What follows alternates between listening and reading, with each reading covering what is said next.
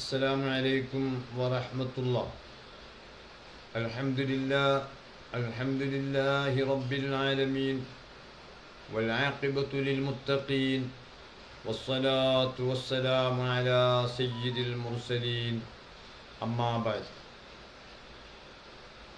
പൈതൃക മീഡിയ ശ്രോതാക്കളെ, ബഹുമാന്യരും സ്നേഹനിധികളുമായ അഹ്ലുസുന്നത്തി വൽ ജമാഅത്തിന്റെ പ്രവർത്തകരെ, സഹോദര സഹോദരികളെ, സമസ്ത കേരള ജംഇയ്യത്തുൽ ഉലമയുടെ ചരിത്ര നാൾവഴികളിലൂടെയുള്ള നമ്മുടെ പ്രഭാഷണ പരമ്പരയുടെ 54-ാമത്തെ ദിവസമാണ് ഇന്ന്. ഇപ്പോൾ നാം ചർച്ച ചെയ്തുകൊണ്ടിരിക്കുന്നത് സമസ്ത കേരള ജംഇയ്യത്തുൽ ഉലമ ദീനീ പ്രബോധനത്തിന് വേണ്ടി ബിദ്അത്തുകാരുടെ ശർറിൽ നിന്ന് മുസ്ലിം സമുദായത്തെ മോചിപ്പിക്കാനും ബിദ്അത്തുകാർക്ക് അള്ളാഹുവിൻ്റെ ഹിദായത്ത് ലഭിക്കാനും വേണ്ടി നിരവധി ആദർശ പ്രഭാഷണങ്ങളും ഖണ്ഡനങ്ങളും വാദപ്രതിവാദങ്ങളും നടത്തിയിട്ടുണ്ട്. ഓരോ കാലഘട്ടത്തിലെയും സമസ്തയുടെ ആലിമീങ്ങളിൽ കാര്യങ്ങൾ കാര്യകാരണ സഹിതം വിശദീകരിക്കാൻ കഴിവുള്ള മഹാരഥന്മാരായ പണ്ഡിതന്മാരാണ് അത്തരം പ്രവർത്തനങ്ങൾക്കും പ്രഭാഷണങ്ങൾക്കും നേതൃത്വം നൽകിയിട്ടുള്ളത്. സമസ്ത കേരള ജംഇയ്യത്തുൽ ഉലമയുടെ സ്ഥാപക നേതാക്കളിൽ അഗ്രഗണ്യനായ ബഹുമാനപ്പെട്ട പാങ്ങിൽ എ പി അഹമ്മദ് കുട്ടി മുസ്ലിയാരാണ് ആദ്യകാലങ്ങളിൽ കൂടുതലും ഗണ്ണന പ്രസംഗങ്ങൾക്കും വാദപ്രതിവാദങ്ങൾക്കും മുന്നിൽ നിന്നിട്ടുള്ളത്. ബഹുമാനപ്പെട്ട അഹമ്മദ് കോയ ഷാരിയാത്തി തങ്ങളുടെ നേതൃത്വത്തിലും അത്തരം ധാരാളം പരിപാടികൾ നടന്നിട്ടുണ്ട്. ബഹുമാനപ്പെട്ട ശംസുൽ ഉലമ കുത്തുബി മുഹമ്മദ് മുസ്ലിയാർ അങ്ങനെയുള്ള ആശയപ്രചരണത്തിന് വലിയ പിന്തുണ നൽകുകയും അതിന് പ്രഭാഷണ രംഗത്ത് മുന്നിലുള്ളവർക്ക് ആവശ്യമായ മോട്ടിവേഷനുകൾ നൽകുകയും ചെയ്തതായി ചരിത്രങ്ങൾ നമുക്ക് വായിക്കാൻ കഴിയുന്നുണ്ട്. മിനിയാന്നത്തെ രണ്ട് ദിവസം മുമ്പുള്ള പ്രഭാഷണത്തിൽ നാദാപുരത്തെയും അതുപോലെ മറ്റു ചില സ്ഥലങ്ങളിലുമുള്ള നടന്ന വാദപ്രതിവാദങ്ങളെപ്പറ്റി നമ്മൾ ചില ഭാഗങ്ങൾ ഇവിടെ അവതരിപ്പിക്കുകയുണ്ടായി. ഇന്നലെ നാം പിന്നെ പ്രത്യേകിച്ച് ഇന്നലത്തെ പ്രത്യേകത നമുക്കറിയാലോ. മനുഷ്യ ജീവന് വില നൽകുന്ന ആളുകൾ എന്തെങ്കിലും ചെയ്തുകൊണ്ട് ആ യമനിൽ കുടുങ്ങിക്കിടക്കുന്ന കേരളീയ വനിതയെ അവരുടെ കുടുംബത്തിന് മോചിപ്പിച്ചു കൊടുക്കാൻ സാധിക്കുമോ? പഴുതുകൾ നോക്കിയല്ല. അവിടെ ഒരു ഇസ്ലാമിക രാജ്യമായതുകൊണ്ട് ഇസ്ലാമിക ശരീഅത്തിൻ്റെ ഉള്ളിൽ നിന്നുകൊണ്ട് മഹാന്മാരായ കർമ്മശാസ്ത്ര പണ്ഡിതന്മാർ ഇവിടെ നിയമമായി ക്രോഡീകരിച്ച് വച്ചിട്ടുള്ള ഖുർആനിൻ്റെയും ഹദീസിൻ്റെയും അടിസ്ഥാനത്തിൽ നിയമമായി ക്രോഡീകരിച്ചിട്ടുള്ള കർമ്മശാസ്ത്ര മസലകളിൽ നിന്ന് ശറഇൻ്റെ നിയമങ്ങൾക്കെതിരല്ലാത്ത രൂപത്തിൽ ആ വനിതയെ മോചിപ്പിക്കാൻ കഴിയുമോ എന്ന ഒരു ശ്രമം ബഹുമാനപ്പെട്ട സുൽത്താനുൽ ഉലമയുടെ നേരിട്ടുള്ള നിയന്ത്രണത്തിൽ നടക്കുകയും അതിൽ പുരോഗതി കാണുകയും ചെയ്തതുകൊണ്ട് ഇന്നലെ മലയാളികൾ പ്രത്യേകിച്ചും ഇന്ത്യക്കാർ പൊതുവിലും ലോക മനുഷ്യാവകാശ പ്രവർത്തകന്മാരെല്ലാം ബഹുമാനപ്പെട്ട എ പി ഉസ്താദിന് അഭിനന്ദനങ്ങൾ കൊണ്ടും ആശീർവാദങ്ങൾ കൊണ്ടും ഉസ്താദിനെ അങ്ങേയറ്റം പ്രശംസിക്കുകയും അനുമോദിക്കുകയും ചെയ്യുന്നൊരു ദിവസമായതുകൊണ്ട് ഇന്നലെ നമ്മുടെ ഈ ചാനലിലും കുറഞ്ഞ വാക്കുകൾ അതിനെപ്പറ്റി പറഞ്ഞതുകൊണ്ടാണ് പ്രഭാഷണത്തിൻ്റെ ആ പരമ്പരയിൽ ഇന്നലെ മാത്രമാണ് നമ്മൾ ആ വിഷയത്തിൽ നിന്ന് അല്പം ഒന്ന് തെന്നിമാറിയത്. എന്നാൽ അതോ സമസ്ത കേരള ജംഇയ്യത്തുൽ ഉലമയ്ക്ക് അരനൂറ്റാണ്ടുകാലമായി നേതൃത്വം വരുന്ന ഒരു നേതാവ് വഴി കിട്ടിയ ഒരു അനുഗ്രഹമായതുകൊണ്ട് സ്വാഭാവികമായിട്ടും സ്വാഭാവികമായി ഇന്നലെ അത് സൂചിപ്പിക്കുന്നത് നീതിയാണെന്ന നിലക്കാണ് നമ്മൾ അങ്ങനെ കുറഞ്ഞ കാര്യങ്ങൾ പറഞ്ഞത്. നമുക്ക് വിഷയത്തിലേക്ക് തന്നെ പോകാം. ബഹുമാനപ്പെട്ട പാങ്ങിൽ AP അഹമ്മദ് കുട്ടി മുസ്ലിയാരുടെ വഫാത്തിനു ശേഷം 1954 ആ ശബ്ദം നിലക്കുന്നത്. മഹാനായ പാങ്ങിൽ AP അഹമ്മദ് കുട്ടി മുസ്ലിയാർക്ക് ശേഷം കേരളത്തിലെ നമ്മുടെ മറ്റു പണ്ഡിതന്മാരെല്ലാം ഖണ്ഡന പ്രസംഗങ്ങൾ, ആദർശ പ്രഭാഷണങ്ങൾ, വാദപ്രതിവാദത്തിന് എല്ലാം കഴിവുള്ള വലിയ പണ്ഡിതന്മാരായിരുന്നെങ്കിലും എല്ലാ വിഷയത്തിലും അള്ളാഹുവിൻ്റെ അനുഗ്രഹത്താൽ ഒന്നുകൂടെ മികച്ചു നിൽക്കുന്ന ആളുകൾ ഉണ്ടാകുമല്ലോ. മാത്രമല്ല ഇതുവരെ അത് നിർവഹിച്ചിരുന്ന ആള് തുല്യതയില്ലാത്ത ഒരാളാവുമ്പോൾ അദ്ദേഹത്തിന് ശേഷം അതുപോലുള്ള അതിൻ്റെ അടുത്തുള്ള ഒരാളെ കിട്ടാഞ്ഞാൽ അത് സ്വാഭാവികമായും ഒരു ചർച്ച, പ്രവർത്തകന്മാർക്കൊരു പ്രയാസം വരും. അതുകൊണ്ട് തന്നെ അന്നുള്ള പാങ്ങിൽ AP അഹമ്മദ് കുട്ടി മുസ്ലിയാരുടെ വഫാത്തിന് ശേഷമുള്ളവരെല്ലാം അതേ ഗ്രേഡിലുള്ളവർ തന്നെയാണ്. പക്ഷേ പ്രസംഗകലയിൽ അഗ്രഗണ്യരായ ഒരാൾ വേണം എന്ന നിലക്ക് സമസ്തയുടെ അന്നത്തെ സെക്രട്ടറി ബഹുമാനപ്പെട്ട പറവണ്ണ മൊയ്തീൻകുട്ടി മുസ്ലിയാരുടെ ശ്രമഫലമായി തിരുവിതാംകൂറിൽ നിന്ന് നമുക്ക് നല്ലൊരു പ്രവാസകനെ കണ്ടെത്താൻ കഴിഞ്ഞു. ആ പ്രവാസകനാണ് പ്രമുഖ പണ്ഡിതനായിരുന്ന പതി അബ്ദുൽ ഖാദിർ മുസ്ലിയാർ നവ്വറല്ലാഹു മർഖദഹു. അതിനു മുമ്പ് കുറഞ്ഞ കാലം അതുപോലെ പാങ്ങിൽ AP അഹമ്മദ് കുട്ടി മുസ്ലിയാർ വഫാത്തായ ഉടനെ അദ്ദേഹം രോഗബാധിതനായി കിടന്ന ആ സമയത്ത് തന്നെ ആ പോസ്റ്റിലേക്ക് ബഹുമാനപ്പെട്ട റഷീദുദ്ദീൻ മൂസ മുസ്ലിയാർ നമ്മുടെ രംഗത്ത് സജീവമായിരുന്നു. അദ്ദേഹം പ്രഭാഷണ കലയിൽ മാത്രമല്ല സാഹിത്യ മേഖലയിൽ പ്രത്യേകിച്ച് എഴുത്തിൽ വലിയ ശ്രദ്ധേയനായിരുന്നു.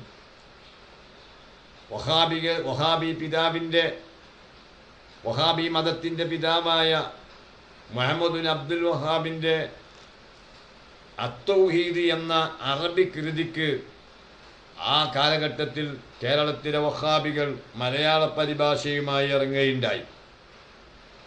ആ പരിഭാഷ കേരളത്തിലെ മുസ്ലിം വീടുകളിൽ വ്യാപകമാക്കാനുള്ള ഒരു ശ്രമം പുത്തൻ പ്രസ്ഥാനക്കാരെ ഭാഗത്ത് നിന്ന് വന്നപ്പോൾ അതിനെ ഗണ്ണിച്ചുകൊണ്ട് ഗ്രന്ഥമെഴുതിയ ആളാണ് മഹാനായ റഷീദുദ്ദീൻ മൂസ മുസ്ലിയാർ. മഹാനവറുകൾ കണ്ണൂർ ജില്ലക്കാരനാണ്. മഹാനവറുകൾ നല്ല എഴുത്തുകാരനായിരുന്നു. അതുപോലെ തന്നെ നല്ല പ്രഭാഷകനുമായിരുന്നു. അതുകൊണ്ട് തന്നെ വഹാബികളുടെ ശുദ്രകൃതിയെ ഗണ്ണിച്ചുകൊണ്ട് അതിലെ ദീനീ വിരുദ്ധ പരാമർശങ്ങൾ ചൂണ്ടിക്കാട്ടിക്കൊണ്ട് ബഹുമാനപ്പെട്ട റഷീദുദ്ദീൻ മൂസ മുസ്ലിയാർ ഒരു പുസ്തകമെഴുതി. അതിൻ്റെ പേര് അത്തൗഹീദ് എന്ന മുഹമ്മദ് ബിൻ അബ്ദുൽ വഹാബിൻ്റെ പുസ്തകം. ആ ഗ്രന്ഥം മലയാളത്തിലേക്കാക്കിയത് കണ്ണൂരിലെ P അബ്ദുൽ ഖാദിർ മൗലവി എന്ന വ്യക്തിയായിരുന്നു. അതുകൊണ്ട് തന്നെ അതിനെ ഗണ്ണിച്ചുകൊണ്ട് അതേ കണ്ണൂരിൽ നിന്നുള്ള ബഹുമാനപ്പെട്ട റഷീദുദ്ദീൻ മൂസ മുസ്ലിയാർ അതിനെ ഗണ്ണിച്ചുകൊണ്ട് ഗ്രന്ഥമിറങ്ങുകയും പിന്നീട് കുറച്ചു കാലം പാങ്ങിൽ AP അഹമ്മദ് കുട്ടി മുസ്ലിയാരുടെ പോസ്റ്റിൽ അദ്ദേഹം ബിദ്അത്തിനെതിരെ ശക്തമായ വാളായി നിലകൊള്ളുകയും ചെയ്തു.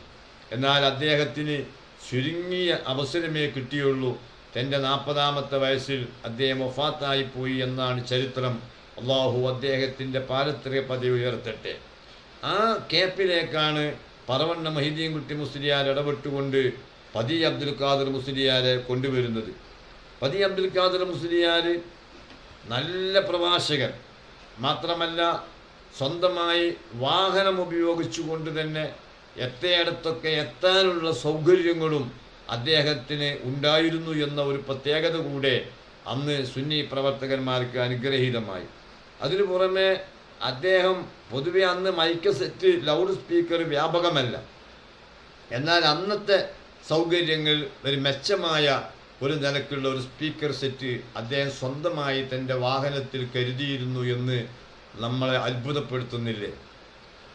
ഇന്ന് പോലും അങ്ങനെ സ്വന്തമായ മൈക്ക് സെറ്റുള്ള പ്രഭാഷകന്മാരില്ല. പൊതുവെ ഇന്ന് അതിന് ആവശ്യവുമില്ല. കാരണം എല്ലാ യൂണിറ്റ് അടിസ്ഥാനത്തിലും ഇന്ന് ജനങ്ങൾക്ക് പ്രഭാഷണം കേൾപ്പിക്കാനുള്ള സൗകര്യങ്ങളുണ്ട്. അത്യന്താധുനികമായ സൗകര്യങ്ങൾ തന്നെയുണ്ട്. അന്ന് ഒരു സൗകര്യവുമില്ലാത്ത കാലഘട്ടത്തിൽ മഹാനവറുകൾ ആംപ്ലിഫയറും മൈക്കും ബോക്സും അതിനുള്ള സൗകര്യങ്ങളുമൊക്കെയായി വാഹനത്തിൽ തന്നെ ആ സൗകര്യങ്ങൾ അദ്ദേഹം കരുതിയിരുന്നു എന്നാണ്. അതുകൊണ്ട് തന്നെ തൻ്റെ യാത്രയിൽ ആരും ക്ഷണിക്കേണ്ടതില്ല. തൻ്റെ യാത്രയിൽ എവിടെയെങ്കിലും ഒരു ബിദ്അത്തിന്റെ പ്രസംഗം, പരിപാടി, പ്രോഗ്രാം കണ്ടാൽ മഹാനവർ അവിടെ എവിടെയെങ്കിലും വണ്ടി സൈഡാക്കും. അതിന് അദ്ദേഹത്തെ മുൻകൂട്ടി ക്ഷണിക്കേണ്ടതില്ല, വാഹന സൗകര്യം ചെയ്തു കൊടുക്കേണ്ടതില്ല, ഭക്ഷണം ഒരുക്കി കാത്തിരിക്കേണ്ടതില്ല. അദ്ദേഹം സംഘാടകരെ ഒരു നിലക്കും ബുദ്ധിമുട്ടാകുന്ന ഒന്നിലും ഏർപ്പെടാതെ തൻ്റെ യാത്ര ചെയ്തുകൊണ്ടിരിക്കുന്ന സമയത്ത് എവിടെയെങ്കിലും വഴിയോരങ്ങളിൽ പുത്തൻ പ്രസ്ഥാനക്കാരുടെ പ്രഭാഷണങ്ങൾ ഉണ്ടായാൽ മഹാനവറുകൾ അവിടെ വണ്ടി സൈഡാക്കുകയും അവരുടെ പ്രസംഗങ്ങൾ വളരെ ശ്രദ്ധിച്ചുകൊണ്ട് കേൾക്കുകയും പഠിച്ചവനെ അവർക്ക് ഹിദായത്ത് കിട്ടുന്നില്ലല്ലോ എന്ന ദുഃഖത്തോടുകൂടെ ഞാൻ കാരണമെങ്കിലും അവർക്കൊരു ഹിദായത്തായാലോ, അതുപോലെ ഇവരുടെ ഈ ദീനീ വിരുദ്ധ പ്രഭാഷണം കേട്ട് ആരെങ്കിലും വഴിതെറ്റിയാൽ അവരതിൽ തടയാൻ സാധിക്കുമല്ലോ, അതിൻ്റെ മഹാഭാഗ്യമാണല്ലോ എന്ന് മനസ്സിലാക്കി ബഹുമാനപ്പെട്ട പതി അബ്ദുൽ ഖാദിർ മുസ്ലിയാർ അവരുടെ പ്രസംഗം അവസാനിക്കുമ്പോൾ തന്നെ അതിന് മറുപടിയുമായി അവിടെ പ്രസംഗിക്കുമായിരുന്നു എന്നതും നമുക്ക് ചരിത്രങ്ങളിൽ വായിക്കാൻ കഴിയുന്നു. എന്ന് മാത്രമല്ല, അന്നുള്ള വളരെ പ്രായമുള്ള ആളുകൾ, അത് കണ്ടവരും കേട്ടവരും അനുഭവിച്ചവരുമായ ആളുകൾ ഇന്നും നമ്മുടെയൊക്കെ ഇടയിൽ കുറഞ്ഞ നിലക്കുണ്ട് എന്നതും ഒരു വസ്തുതയാണ്. ഏതായാലും ബഹുമാനപ്പെട്ട പതി അബ്ദുൽ ഖാദിർ മുസ്ലിയാരെ മലബാറിലെ ആദ്യത്തെ പ്രസംഗം നെടിയിരുപ്പിലാണ് നമുക്ക് കാണാൻ കഴിയും. 1949 മാർച്ച് 13 മുതൽ 19 തീയതികളിലായിരുന്നു ആ പരിപാടി എന്നാണ്. ആ പരിപാടിക്ക് കാരണം എന്താണെന്ന് ചോദിച്ചാൽ, കേരളത്തിൽ മുജാഹിദ് മൗലവിമാരുടെ ഒരു നേതാവ് മൗലവി പ്രഭാഷകനുണ്ടായിരുന്നു, എടവണ്ണയിലെ അലവി മൗലവി അബ്ദുസ്സലാം സുല്ലമിയുടെ പിതാവ്. അദ്ദേഹം ജനങ്ങളിൽ ഒസ്വാസ് ഉണ്ടാക്കാൻ വേണ്ടിയിട്ട് മൊഹീദ്ദീൻമാലയുമായിട്ടാണ് ഇറങ്ങുക. മൊഹീദ്ദീൻമാരെ അദ്ദേഹം പരിഹസിക്കുക, ഇകഴ്ത്തുക. അതിലൊക്കെ നമുക്ക് അത് പഴയ മലയാളമല്ലേ, നോക്കൂ, കേരളത്തിൽ രചിക്കപ്പെട്ട ആദ്യത്തെ സാഹിത്യ ഗ്രന്ഥമല്ലേ അത്. ആര് കളിയാക്കിയാലും എന്താണ് അതിൻ്റെ നിലയും വിലയും കേരളീയർക്കറിയാം, ലോക വായനക്കാർക്കറിയാം. അതുകൊണ്ട് തന്നെ ഇവർ അതിൻ്റെ പഴയ ശൈലിയിലുള്ള അവസാനത്തെ വഖഫുകളുണ്ടല്ലോ അതൊക്കെ എടുത്ത് കളിയാക്കുക.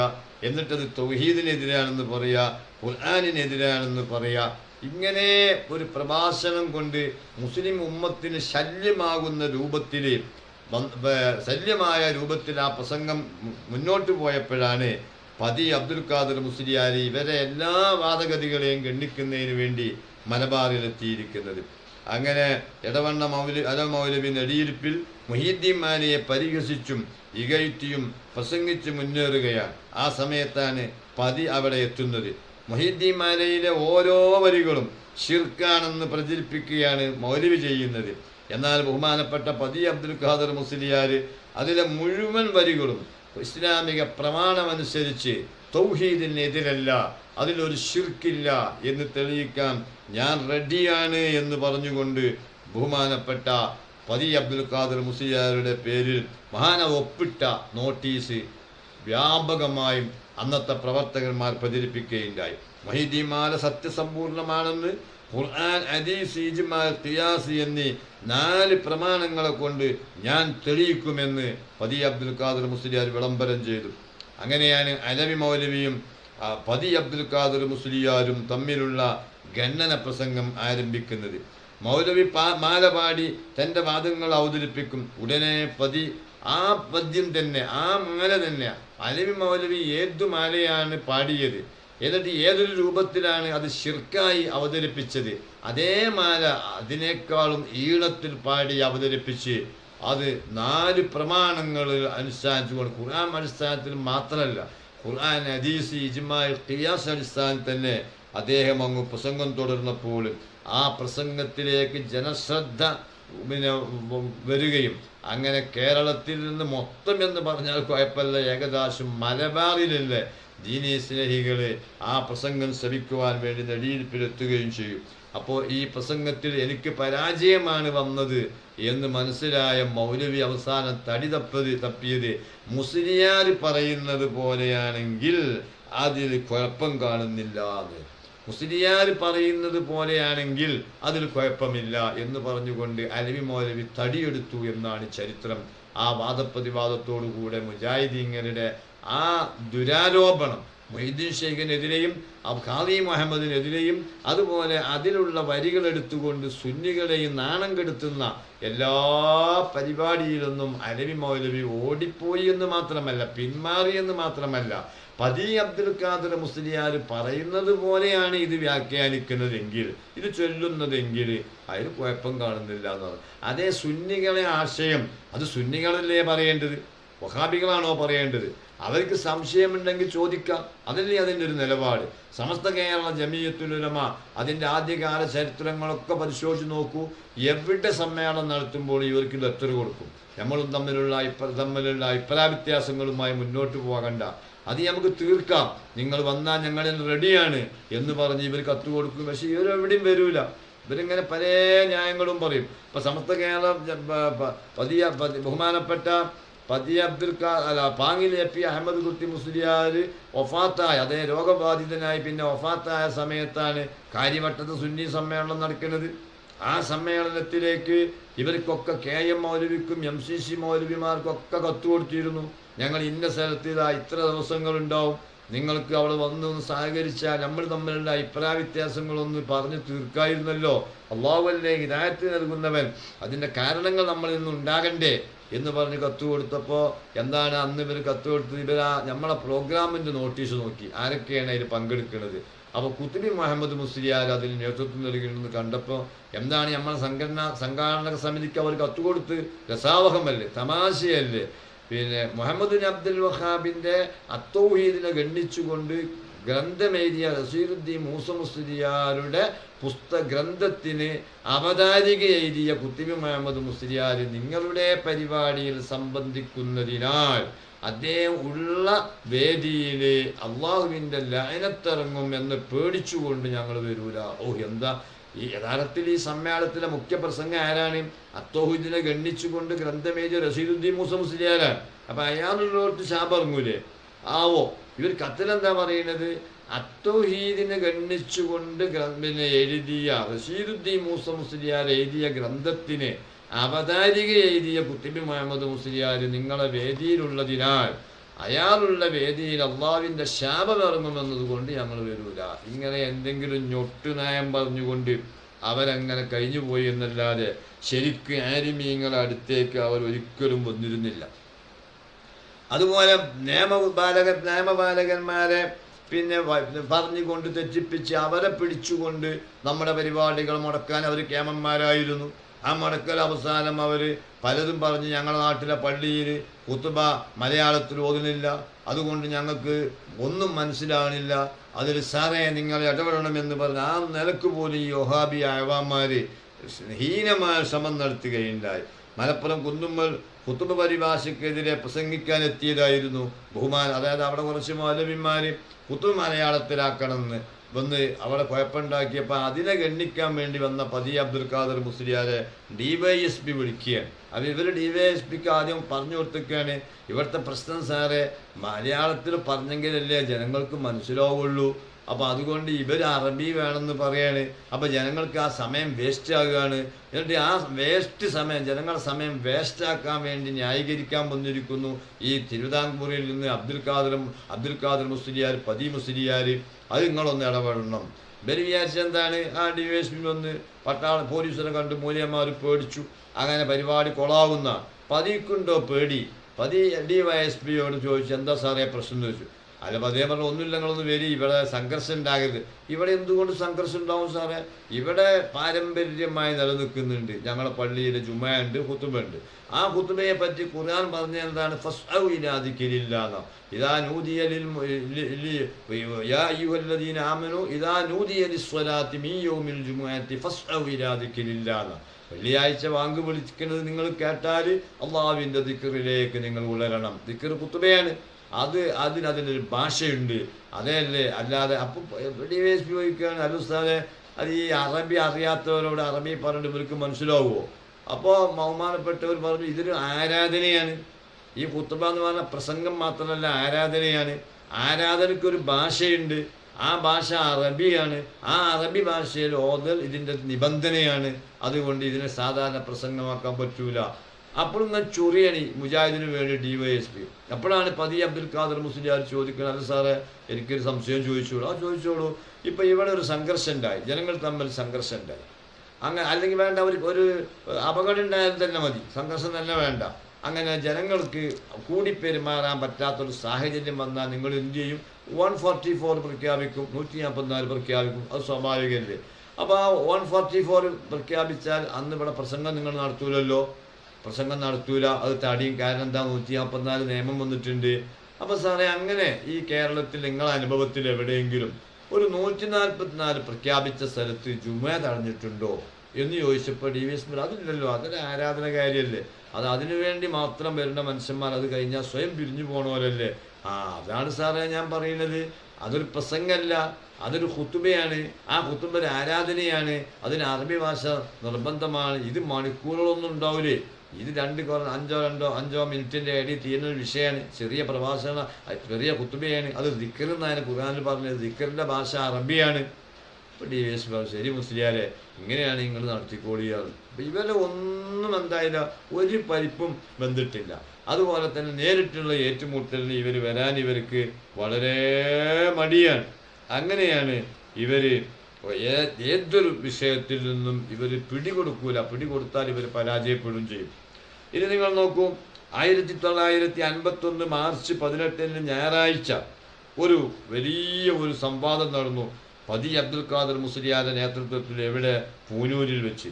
1951 ഫെബ്രുവരി 14 കുന്നമംഗലം KC ഹുസൈൻ സാഹിബിൻ്റെ വീട്ടിൽ വെച്ച് തവസ്സുൽ ഇസ്തിഗാസ സംബന്ധിച്ച് ഒരു വാദപ്രതിവാദം നടത്താൻ അന്ന് അവർ തീരുമാനിച്ചിരുന്നു. 1951 ഫെബ്രുവരി 14 കുന്നമംഗലം KC ഹുസൈൻ സാഹിബിൻ്റെ വീട്ടിൽ വെച്ച് തവസ്സുൽ ഇസ്തിഗാസയെ സംബന്ധിച്ച് ഒരു വാദപ്രതിവാദം നടത്താൻ തീരുമാനിച്ചിരുന്നു. മർഹൂം ബഹുമാനപ്പെട്ട പൂനൂര് മരക്കാരി യാജിയായിരുന്നു ഇതിൻ്റെ മധ്യസ്ഥൻ. സംവാദം സംബന്ധിച്ച് 1951 മാർച്ച് 3 പൗരശക്തിയിലും മാർച്ച് 4 അന്നത്തെ മറ്റ് പല പത്രങ്ങളിലും പ്രത്യേകിച്ച് ചന്ദ്രിക ദിനപത്രത്തിലും മരക്കാരാജി ഒരു പരസ്യം കൊടുത്തിരുന്നു. ആ പരസ്യത്തിൽ നോക്കൂ, മുജാഹിദീങ്ങൾ വാദപ്രതിവാദത്തിന് പിന്മാറാനുള്ള ഓരോ കെണിയെ ഞാനീ പറയുന്നത്. അതായത് അന്ന് 1951 മാർച്ച് 3 പൗരശക്തി എന്ന് പറഞ്ഞ പ്രസിദ്ധീകരണം ഇറങ്ങുന്നുണ്ട്. അതുപോലെ അന്നത്തെ ചന്ദ്രിക പത്രത്തിൽ എന്ത് ചെയ്തു? മരക്കാരാജി ഒരു പരസ്യം കൊടുത്തു. ഇങ്ങനെ ഇന്ന ദിവസം, അതായത് 1951 ഫെബ്രുവരി 14 ബഹുമാനപ്പെട്ട KC ഹുസൈൻ സാഹിബിൻ്റെ വീട്ടിൽ വെച്ച് ഒരു കൂടിയിരിക്കലുണ്ട് മുജാഹിദ് ജമാഅത്തുകളും സുന്നികളുമായിട്ട്. അതിലെല്ലാം പങ്കെടുക്കണം എന്ന് പറഞ്ഞിട്ട് പിന്നെ സാക്ഷികൾ എന്ന് കൊടുക്കേണ്ട സ്ഥാനത്ത് മധ്യസ്ഥൻ എന്ന് നോട്ടീസിൽ മധ്യസ്ഥനായിട്ട് ഇപ്പോൾ 2 കൂട്ടർ ഏൽപ്പിച്ചത് മരക്കാരാജിനെയാണ്. സ്വാഭാവികമായിട്ട് ഇപ്പം നമ്മൾ സ്വാഗത സംഘം കൺവീനർ എന്നൊക്കെ കൊടുക്കുന്ന മാതിരി ഇതേ മധ്യസ്ഥനാണ്. ഇപ്പം മധ്യസ്ഥൻ എഴുതി. അപ്പോൾ മുജാഹിദ് ഞങ്ങൾ വാദപ്രതിവാദത്തിന് വരൂല. എന്തേ? അത് നിങ്ങൾ നോട്ടീസിൽ സാക്ഷികളൊന്നല്ലേ കൊടുക്കണ്ടേ, മധ്യസ്ഥൻ നല്ലല്ലോ. അപ്പോൾ ബഹുമാനപ്പെട്ട മരക്കാരാജി പറഞ്ഞേ, അത് വിഷയാക്കണ്ട നിങ്ങൾ, നമുക്കെന്താക്കാം, ഈ പരിപാടി എന്നാണ്? ഈ പരിപാടി നമ്മൾ ഫെബ്രുവരി 14 അന്നത്തെ പത്രത്തിൽ നമുക്ക് എന്ത് ചെയ്യാം, ഞാൻ സാക്ഷികൾ എന്ന് പറഞ്ഞ് എന്നെ പരസ്യം കൊടുക്കാം എന്ന് പറയുകയും അങ്ങനെ അദ്ദേഹം തിരുത്തി വായിക്കണമെന്ന് പരസ്യം കൊടുത്തു. തിരുത്തി എന്താ തിരുത്തണില്ല? അപ്പം ഇവർ ഖുർആനും ഹദീസും ഒന്നും അല്ലപ്പതേ. ഇത് ഈ പരിപാടി പിന്നെ ഹുസൈനാജിൻ്റെ പെരി വെച്ച് നടക്കുന്ന പരിപാടിയിൽ സംബന്ധിക്കണം എന്ന് പറഞ്ഞിട്ട് എന്ന് മരക്കാരാജി മധ്യസ്ഥൻ എന്ന് വെച്ചപ്പോൾ അത് പറ്റൂല, ഞങ്ങളാ പരിപാടിക്ക് ഉണ്ടാവില്ല. ഇങ്ങനെ നോട്ടീസിൽ മധ്യസ്ഥൻ വെക്കുക, സാക്ഷികൾ എന്നല്ലേ ഫിറ്റായ മലയാളം എന്നാണ്. പാവം മരക്കാരാജി പറഞ്ഞാൽ അതിൻ്റെ പേരിൽ നമുക്ക് ഹിദായത്ത് കിട്ടാതെ പോണ്ടേ, നമ്മൾ വാദപ്രതിവാദത്തിന് ഇരിക്കുക. ഞാൻ നാളത്തെ പത്രത്തിൽ പരിപാടിൻ്റെ അന്നത്തെ പത്രത്തിൽ എന്ത് ചെയ്യുക, ഞാൻ രണ്ടാമത് പരസ്യം കൊടുക്കുക എന്ന് പറഞ്ഞുകൊണ്ട് അദ്ദേഹം തയ്യാറാവുകയും അതിന് അടിയിൽ എന്ത് ചെയ്തു, സാക്ഷികൾ എന്ന് പറഞ്ഞുകൊണ്ട് അദ്ദേഹം പരസ്യം കൊടുക്കുകയും ചെയ്തു. അങ്ങനെ 1900 അത് പിന്നെ അതിൻ്റെ പേരിൽ ഇങ്ങനെ നീള് കേട്ടോ. അത് അങ്ങനെയായി, നിങ്ങൾ അങ്ങനെ ഇന്നലെ മധ്യസ്ഥം ഒന്ന് കൊടുത്തു, ഇപ്പം ഇന്ന് സാക്ഷി നായെന്നൊക്കെ പറഞ്ഞു. ഏതായാലും നമ്മൾ സുന്നികൾ ഉണ്ടായില്ല, വിട്ടില്ല. അതിന് അവരെ പിടികൂടി തന്നെ ചെയ്തു. പോലെ ന്യായീകരണമൊന്നും അതിനൊക്കെ മുന്നിൽ വായടപ്പം മറുപടി കൊടുത്ത് അവർ അവസാനം കുടുങ്ങി 1951 മാർച്ച് 18 ഞായറാഴ്ച 8 മണിക്ക് പൂനൂരിൽ സുന്നി മുജാഹിദ് വാദപ്രതിവാദം തുടങ്ങി. സംവാദത്തിന് വ്യവസ്ഥകളൊക്കെ ഉണ്ട്. പക്ഷെ ആ വ്യവസ്ഥകളൊന്നും പാലിക്കാതെ ഇസ്തിഗാസ ഖുർആൻ കൊണ്ട് തെളിയിക്കാമോ എന്ന സ്ഥിരം പല്ലവി എടവണ്ണ അലി മൗലവി അതുമായിട്ടാണ് മൂപ്പർ, ആ ചോദ്യമായിട്ടാണ് മൂപ്പർ രംഗത്തിറങ്ങിയത്. വ്യവസ്ഥ പാലിക്കുന്നതുമായി ബന്ധപ്പെട്ട തർക്കങ്ങൾ ഒരുപാട് നേരം മൗലവി ഇതിനൊരു വ്യവസ്ഥ ഉണ്ട്, ഇതിനൊരു കരാറുണ്ട്. അതൊക്കെ എനിക്കല്ലേ ചോദ്യം എപ്പം തുടങ്ങണം, ആര് ചോദിക്കണം, എത്ര മിനിറ്റ് ചോദിക്കണം, എത്ര മിനിറ്റ് മറുപടി പറയണം, ആര് വിഷയം അവതരിപ്പിക്കണം, അതിന് ആദ്യം ആര് ചോദിക്കണം എന്നൊക്കെ ഒരു വ്യവസ്ഥ ഉണ്ട്. ഇതൊന്നും ഇല്ലാതെ നിങ്ങൾ സ്റ്റേജിൽ വന്ന ഉടനെ ആളുകളെ കണ്ട ഉടനെ തന്നെ പിന്നെ ഇസ്തിഗാസ ഖുർആൻ കൊണ്ട് തെളിയിക്കുമോ എന്നൊക്കെ ചോദിക്കുന്നത് അത് റോങ് അല്ലേ മൗലവി? അങ്ങനെ അതിൻ്റെ പേരിൽ കുറേ സമയം കടന്നു. അങ്ങനെ ഇസ്തിഗാസ അനുവദനീയമാണ് തെളിയിക്കുന്ന ആയത്തുകൾ പതിയെ പറഞ്ഞായിക്കോട്ടെ, അയാളെ ചോദ്യം കൊണ്ട് തന്നെ തുടങ്ങുമെന്ന് പറഞ്ഞു. അപ്പോൾ ഇസ്തിഗാസ അനുവദനീയം ഖുർആൻ അനുവദിക്കുന്ന ആയത്ത് ഓതി പിന്നെ പ്രസംഗം തുടങ്ങി, ചോദ്യത്തിന് മറുപടി തുടങ്ങി. അപ്പോൾ പതിവ് ശൈലി അനുസരിച്ച് മുജാഹിദ് പക്ഷത്തിൽ നിന്ന് അവർക്ക് എന്താ പറഞ്ഞു, ഏതായത്ത് ഓതിയാലും അത് തെളിവല്ല, അത് അതിനെ പറ്റിയല്ല എന്ന് പറഞ്ഞ് അവരിങ്ങനെ കൊഞ്ഞം കുത്താൻ തുടങ്ങി. പരിശുദ്ധ ഖുർആനിൽ മരിച്ചുപോയ മഹാത്മാക്കളെ വിളിച്ച് ഇസ്തിഗാസ ചെയ്യുന്നതിനെ എവിടെയും വിരോധിച്ചിട്ടില്ല. ഖുർആനിൽ വിരോധിക്കാത്ത ഒരു സംഗതി ഖുർആനിൻ്റെ ദൃഷ്ടിയിൽ അനുവദനീയമാണെന്നതാണ് ശറഇന്റെ വിധി. ബഹുമാനപ്പെട്ട പതി ഇത് വിശദീകരിച്ചുകൊണ്ടേയിരുന്നു. ഖുർആൻ ഉയർത്തിപ്പിടിച്ച് ഇസ്തിഗാസ നിഷിദ്ധമാണെന്ന് പറയുന്നവർ ഖുർആനിൽ നിന്ന് തെളിവ് കൊണ്ടുവരണമെന്ന് തൻ്റെ അവസരത്തിൽ പതി ആവശ്യപ്പെട്ടു. നിങ്ങൾ പറയുന്ന ഇത് ഇസ്തിഗാസ ഏതാണെന്ന വീണ്ടും ആവർത്തന ചോദ്യവുമായി മൗലവി പിന്നെയും വരികയാണ്. അവസാനം സദസ്സിന് വെറുപ്പ് പിടിക്കൂലേ, മറുപടിയാണ് കേൾക്കാതെ വീണ്ടും അത് ഖുർആനല്ല ഇത് ഖുർആനാണ് ആകണമെങ്കിൽ ഇന്നത് പറയണമെന്ന് പറഞ്ഞാൽ നടക്കുമോ? അയാൾ കരുതി വെച്ച് നമുക്ക് പറയാൻ പറ്റുമോ? ഏതായാലും അവസാനം സദസ്സ് ഇടപെട്ടു. അള്ളാഹു അല്ലാത്തവർക്ക് ആരാധന നടത്തുന്നതുമായി ബന്ധപ്പെട്ട ചില ആയത്തുകളാണ് അതിന് മറുപടിയായി മൗലവി ഉദ്ധരിച്ചത്. മൗലവി കൊച്ചപ്പില്ല സദസ്സിൽ ജനങ്ങളല്ലേ, സുന്നികളല്ലേ ഭൂരിപക്ഷം.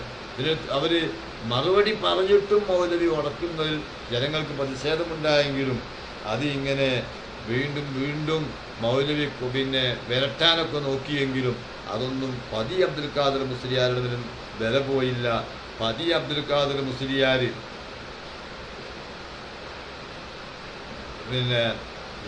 പതി അബ്ദുൽ ഖാദർ മുസ്ലിയാരുടെ വളരെ ഹിക്മത്തോടുകൂടെ നല്ല സാരോപദേശം, നല്ല ഘനഗംഭീരമായ ശബ്ദം.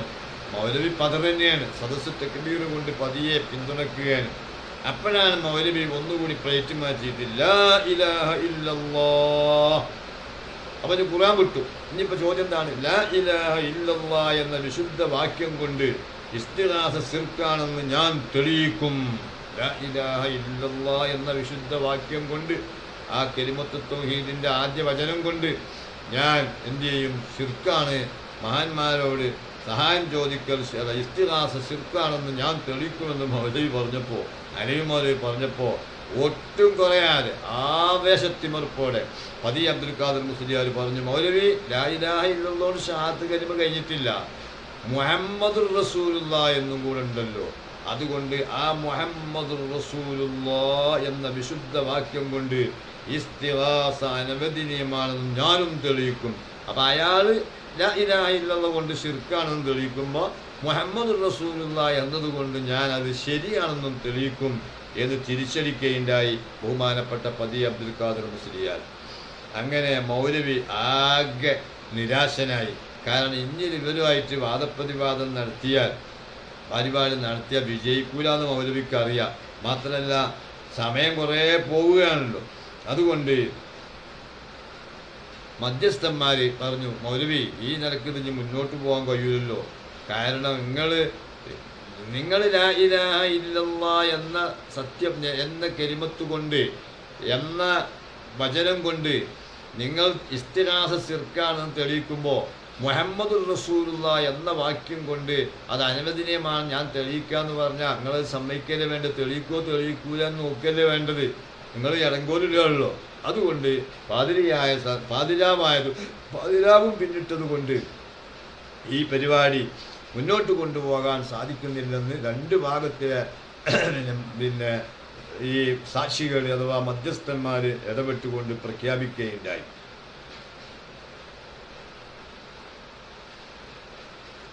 അപ്പൊ ബഹുമാനപ്പെട്ട പതി അബ്ദുൽ ഖാദർ മുസ്ലിയാർ മൗലവിയോട് പറഞ്ഞു, മൗലവി നമ്മൾ 2 ദിവസം നിശ്ചയിച്ചതാണ്, അപ്പം അതുകൊണ്ട് ഇന്നിപ്പോൾ ഇനി സമയം വൈകിയെങ്കിൽ നമുക്ക് നാളെയും തുടർന്നുകൂടെ എന്ന് ചോദിച്ചപ്പോൾ മധ്യസ്ഥന്മാർ പിന്നെ നിർത്തിവെക്കുക, അവർ സമയം കുറേ വൈകി നമുക്ക് പിരിയാന്ന് പറഞ്ഞ് പിടിച്ചിട്ട് പറ്റൂല, നാളെ ഞങ്ങളില്ല എന്നും പറഞ്ഞ് അവരതിൽ കൊളായി. അതായത് വളരെ പരാജയപ്പെട്ട് അവർ തിരിച്ചു പോവുകയാണ് ചെയ്തത്.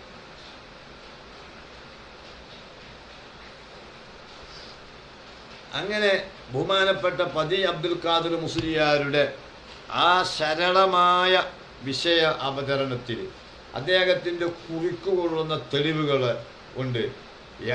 എടവണ്ണ മൗലവിയാണ് ഇപ്പം അലവി മൗലവിയാണ് അവരുടെ ഇപ്പം ആകെ എന്തായാലും പറയാ, അവരുടെ ഇപ്പം ആകെ ഒരു പൊടിക്കൈ എന്ന് പറഞ്ഞാൽ, അല്ലെങ്കിൽ അവർക്ക് മുന്നിൽ വെക്കാനുള്ള ഒരു നാട്ട ആരാണ്? ഈ അലവി മൗലവിയാണ്. അയാൾ പതി അബ്ദുൽ ഖാദർ മുസ്ലിയാരുമായുള്ള ഈ നെടിയിരിപ്പിലെ വാദപ്രതിവാദത്തിൽ ഗണന പ്രസംഗത്തിൽ നിങ്ങൾ പറയും പോലെയാണ് മൊയ്തീമാരൻ്റെ അർത്ഥമെങ്കിൽ അതിന് കുഴപ്പമില്ല എന്ന് പറഞ്ഞു. ഇവിടെ ഇപ്പം നോക്കൂ, കാര്യമായിട്ട് ഒന്നും മുന്നിൽ വെക്കാതെ റോങ് ആയിക്കൊണ്ട് കരാറിനെതിരെ നിബന്ധനയ്ക്കെതിരെ ചോദ്യം ചോദിച്ച് സമയം അതിൻ്റെ പേരിൽ കുറേ കളഞ്ഞു. മധ്യസ്ഥന്മാർ ഇടപെട്ടുകൊണ്ട് മൗലവി ഇതിൻ്റെ വ്യവസ്ഥ അനുസരിച്ച് വരണമെന്ന് പറഞ്ഞു. അവരുടെ അതിന് തയ്യാറാകാത്തപ്പോൾ പോട്ടെ, അയാൾ ചോദിച്ച ചോദ്യം കൊണ്ട് തന്നെ ഞാൻ മറുപടി പറയാമെന്ന് പറഞ്ഞു. വസ്തുനിഷ്ഠമായി ഖുർആനിൻ്റെയും ഹദീസിൻ്റെയും ഇജ്മാഇൻ്റെയും ഖിയാസിൻ്റെയും അടിസ്ഥാനത്തിൽ ഖിയാസ് ഇസ്തിഖാസ അനുവദനീയമാണെന്ന് തെളിയിച്ചപ്പോൾ പിന്നെ ഈ ചങ്ങായി ചോദിക്കുകയാണ് ലാ ഇലാഹ ഇല്ലല്ലാഹ് എന്നതുകൊണ്ട് ഞാൻ ശിർക്കാണെന്ന് തെളിയിക്കും. അപ്പം പതി പറഞ്ഞു മുഹമ്മദ് റസൂലുള്ളാഹി എന്നതുകൊണ്ട് അത് അനുവദനീയമാണെന്ന് ഞാൻ തെളിയിക്കും. അയിമൽ അങ്ങോട്ടും ഇങ്ങോട്ടും വർത്താനായി സമയം വളരെ വൈകി. അവസാന മധ്യസ്ഥന്മാർ പിരിച്ചുവിട്ടു. പതി അബ്ദുൽ ഖാദർ മുസ്ലിയാർ പറഞ്ഞു നാളെയും കൂടി പരിപാടി നടത്താൻ നമ്മൾ കരാർ അങ്ങനെയാണ്, സമയം വൈകിയത് കൊണ്ടാണ് നിർത്തുന്നതെങ്കിൽ നാളെയും തുടരാം. മൗലവിമാർ പറഞ്ഞു ഞങ്ങളില്ലാതോ. അങ്ങനെ ആ വാദപ്രതിവാദം ഒന്നുമാകാതെ പര്യവസാനിച്ചു. അതേസമയത്ത് പൂനൂരിൽ വീണ്ടും പിന്നെ കാലങ്ങൾക്ക് ശേഷം വാദപ്രതിവാദങ്ങൾ നടന്നിട്ടുണ്ട്. അതിലേക്ക് ഇൻഷാ അല്ലാഹ് വഴിയെ നമുക്ക് പറയാം.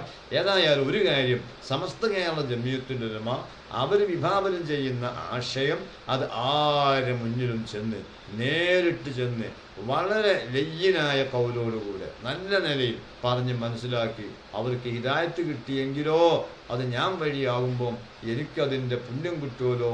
റബ്ബിൻ്റെ മുമ്പിൽ നിൻ്റെ ദീനിന് വേണ്ടി എൻ്റെ ദീനിന് നീ എന്തു ചെയ്തെന്ന് ചോദിച്ചപ്പോൾ വസ്തുതാപരമായി ചോദിക്കുമ്പോൾ വസ്തുതാപരമായി മറുപടി പറയാമല്ലോ എന്ന ഇഖ്ലാസോടുകൂടിയാണ് സുന്നി പണ്ഡിതന്മാർ ഇതിന് തയ്യാറായത്. അതുകൊണ്ട് തന്നെ ഇഖ്ലാസ് ഇല്ലാത്ത വിഭാഗം എല്ലാ വാദപ്രതിവാദങ്ങളിലും അമ്പെ പരാജയപ്പെടുകയാണുള്ളത്.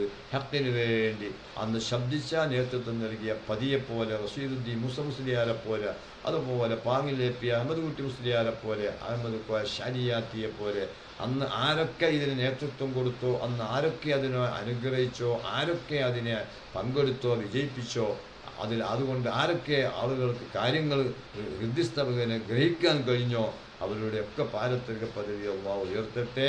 ഇനിയും ഈ ദീനുമായി യഥാർത്ഥ ദീനുമായി മുന്നോട്ട് പോകാൻ നമുക്ക് അല്ലാഹു തൗഫീഖ് നൽകട്ടെ. ഇന്ന് നിങ്ങൾ നോക്കൂ, അമുസ്ലിങ്ങളായ ഈ ഗ്ലോബൽമാർ, ഈ സോഷ്യൽ മീഡിയ നിറഞ്ഞിരിക്കുന്ന ആളുകൾ ഉസ്താദിൻ്റെ ഇടപെടലിനെ പറ്റി പറയാണ്. ഇങ്ങനെ അതിനെപ്പറ്റി ഉസ്താദ് നിങ്ങൾ നോക്കൂ, പത്രക്കാർ ചോദിച്ചല്ലോ എന്തിനാണ് നിങ്ങൾ നിമിഷപ്രിയയുടെ വിഷയത്തിൽ ഇടപെട്ടത്? അവരൊരു മനുഷ്യനല്ലേ, ഞാനും ഒരു മനുഷ്യനല്ലേ, മനുഷ്യന്മാർ തമ്മിലുള്ള ഒരു സഹകരണമല്ലേ, ആ അടിസ്ഥാനത്തിൽ ഞാൻ ഇടപെട്ടു. അപ്പോൾ നിങ്ങൾ നോക്കൂ, ഇന്ന് പല സോഷ്യൽ മീഡിയയിലുള്ള മുസ്ലിങ്ങളെ ആൾക്കാർ ചോദിക്കുന്നത് ഞാൻ കേട്ടു, ഇതാണ് ഇസ്ലാമെങ്കിൽ ആ ഇസ്ലാം പുൽകാൻ ജനങ്ങൾ മുന്നോട്ട് വരുമല്ലോ എന്ന് പറയുകയാണ്, സ്വയം പറയുകയാണ്. അതെ, ഇതുപോലെ തന്നെ സുന്നി പണ്ഡിതന്മാർ വളരെ നല്ല നിലയിൽ ഖുർആൻ പറഞ്ഞ മാതിരി ഖൗലൻ ലയ്യിന എന്ന് ഖുർആൻ മൂസാ നബിയോട് ഉപദേശിച്ചതുപോലെ അത് മാതൃകയാക്കി വളരെ നല്ല നിലയിൽ പുത്തൻ പ്രസ്ഥാനക്കാരുടെ വാദങ്ങൾ ഗണ്ണിച്ച് മുന്നോട്ട് പോയപ്പോൾ അവർക്ക് വളരാൻ കഴിഞ്ഞില്ല.